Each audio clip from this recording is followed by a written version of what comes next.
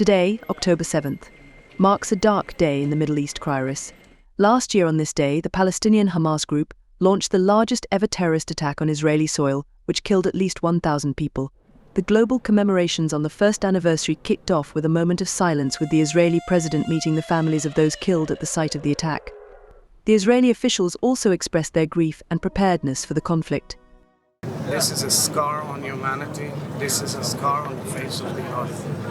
We have to do whatever we can in all ways and means possible to bring back our hostages while there is in the tunnels and dungeons of Gaza. Meanwhile, Hamas praised the attack as glorious. As the fate of 64 hostages still remain uncertain, thousands are marching to demand the release of hostages. In the Israeli city of Tel Aviv, family and friends also lit candles for their loved ones who are being held hostage.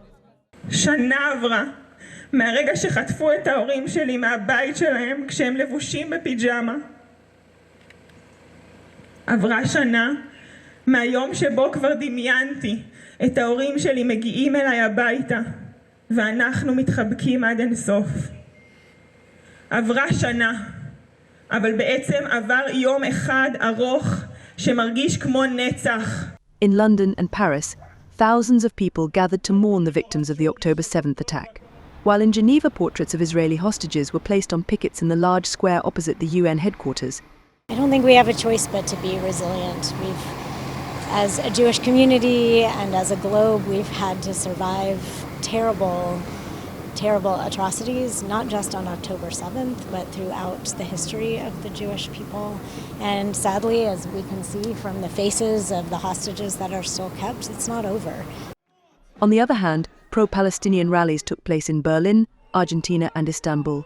Considering the destruction and casualties, Gaza has been given billions of dollars in humanitarian aid from the US, UK and Qatar. On the other hand, Israel receives billions of dollars as military aid from the US annually. US President Biden has condemned the attack. He said that far too many civilians have suffered and added that the US is fully committed to Israel's security.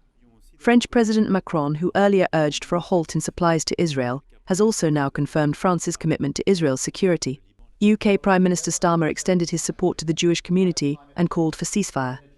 And Italian Prime Minister Meloni paid tribute to the victims and strongly condemned the attack. She urged for peace restoration while reiterating Israel's right to defend itself. The truce talks have reached a stalemate due to Israel's reluctance. However, Hamas has been flexible with the conditions. The day marks a year of the Middle East crisis, and war continues to flare up. Israel continues to strike Gaza and Lebanon, and just this morning rockets were fired from Gaza at Israel. It is now to be seen what form the war will take. Bureau Report, NewsX.